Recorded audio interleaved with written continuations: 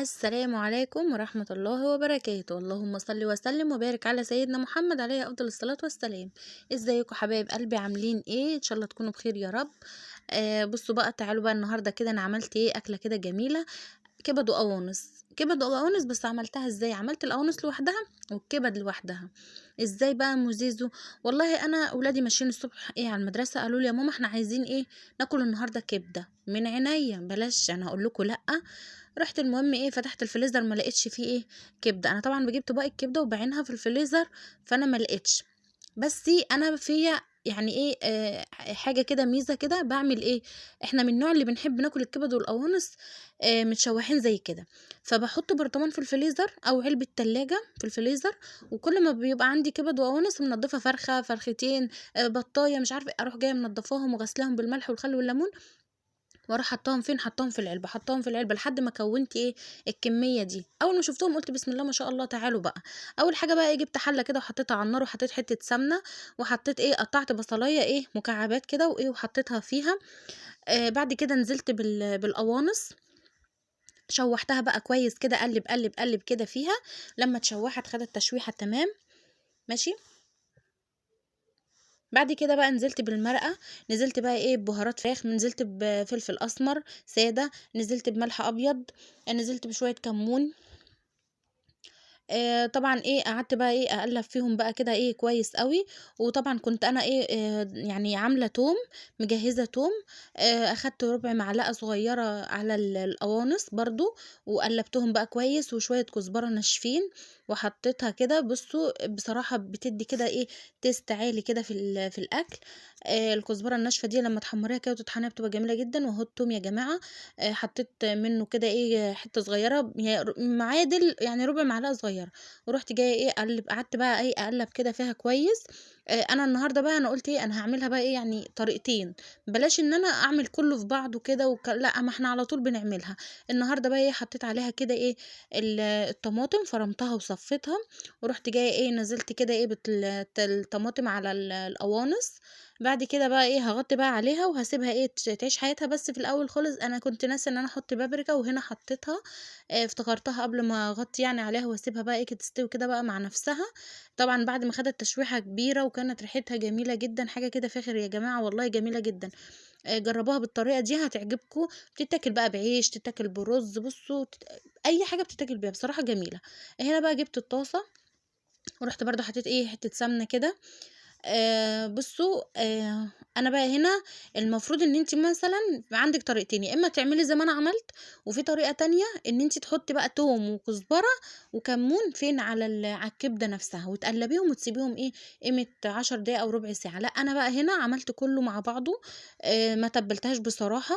أنا كل مرّة باتبّلها، قُلت المرّة دي بقى نغيّر برضه إيه في الطريقة. بُصّوا بقى هنا اتقدحت بقى معايا كده السمنة، هانزل بقى إيه بالكبدة كده عليها، بتاخد كده صدمة علشان ما تتهريش منِّك، تدنّها لواحدة زي ما هي. طبعًا مغسولة ومحطوطة متصفية كويس أوي، وبسم الله ما شاء الله ريحتها كانت جميلة جدًا. بُصّوا كانت بصراحة عمّالة تفرقع كده في وشّي، أنا اتبهدلت فرقعة في اليوم ده منها. بُصّوا هنا بقى إيه نزلت كده بالتوم عليها، بعد بُصّوا ما اللون بتاعها اتغيّر خالص. هاقعد بقى إيه قلّبتها كده كويس. بُصّوا أهي بسم الله ما شاء الله ماسكة نفسها، ما فيش حاجة مهرية ولا أي حاجة. حطيت فلفل أسمر، هاحط طبعًا بهارات كبدة. بُصّوا اللي كان شامم ريحتها كان يقول إن أنا عاملة يعني كبدة من اللي أنا باجيبها من عند الجزار، نفس الطريقة ونفس الريحة جميلة، يعني بسم الله ما شاء الله عليها. أنا وأولادي بياكلوها افتكروها كبدة، بيقولوا لي رجعوا كده بصّوا لقوا في قوانص، قالوا: "لا يا ماما أنتِ بتضحكي علينا." بُصّي يا جماعة، يعني فكّري ومش تستخسري، وكل حاجة كده تلاقيها قدّامِك اخترعي، اعملي أي اختراعات كده في الأكل. بُصّوا هنا بقى إيه سِبتها 10 دقايق اتشوّحت. وحطيت بقى عليها الملح الأبيض. بُصّوا بقى، أنا طبعًا إيه كنت مقطّعة لها يعني أنا بُصّوا إحنا لمّا بنعمل أي كبدة بنعملها تشويح كده بس، ومعاها قرن فلفل وخلاص.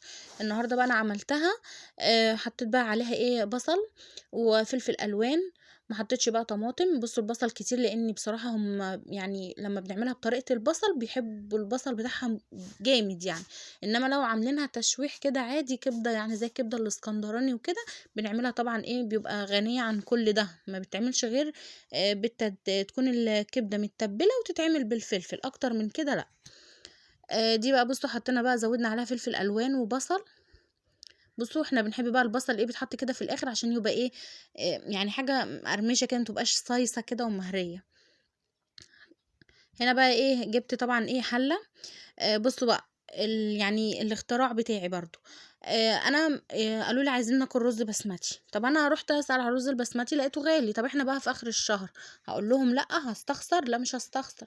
هروح اجيب كيسين لسان عصفور وعملتهم بنفس طريقه الرز البسمتي. انا عاملاه قبل كده اكتر من مره، بسم الله الله اكبر، وناس كتير كلوه عندي ومعرفوش ان هو دون لسان عصفور. بصوا انا هنا جبت كيسين عملتهم. بصي بقى لما تيجي تعمليه حاولي انك انت تقلبي فيه كتير عشان كله يختلط بالسمنه، واقعدي بقى شوحي فيه كتير بياخد معاكي وقت. بتبقي طبعا مجهزه بقى ايه وانتي بقى بتشوحي كده فيه، بتبقي مجهزه بقى طبق. الكاتل اول حاجه الكاتل شغاله هون علشان خاطر ايه احط عليه ميه مغليه. بتحطي بقى في الطبق مرقه، بهارات فراخ، لو عندك بهارات كبسه، قرفه، قرنفل، حبهان، لوري، ملح ابيض. بصي كل او بقى ليمون مجفف بس انا بصراحه ما كانش عندي. ايه تاني يا مزيزو؟ في ايه تاني؟ بس انا ده الحاجات اللي انا بحطها. لو انت بقى عندك بهارات رز مبهر برضو، بس يا اما بهارات كبسه يا اما رز مبهر. انا كنت هنا مكتفيه بايه بهارات كبسه. وبعد كده تشوح معايا جامد. حطيت بقى ايه، نزلت عليه كده بالميه. بصوا بيبقى الميه مغليه بقى وهو سخن كده في التشويح، بيبقى حاجه جامده وريحته حاجه فخامه.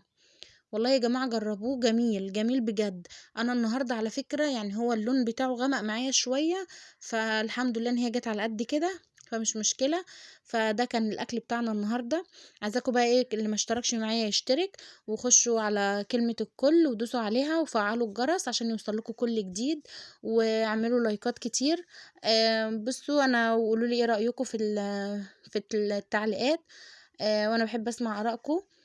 وما تنسونيش بقى يا جماعة لايك كتير كتير كتير كتير كتير، وفعلوا الجرس يا جماعة واشتركوا في القناة، وربنا يحسن ما بين ايديكم. ده كان الاكل بتاعنا. وقولوا لي ايه بقى ايه رأيكم في الطريقة بتاعتي النهاردة، وايه رأيكم في طريقة الاختراع بتاعت لسان عصفور بالرز. وربنا يحسن ما بين ايديكم. ما تنسوش تصلوا على الرسول عليه افضل الصلاة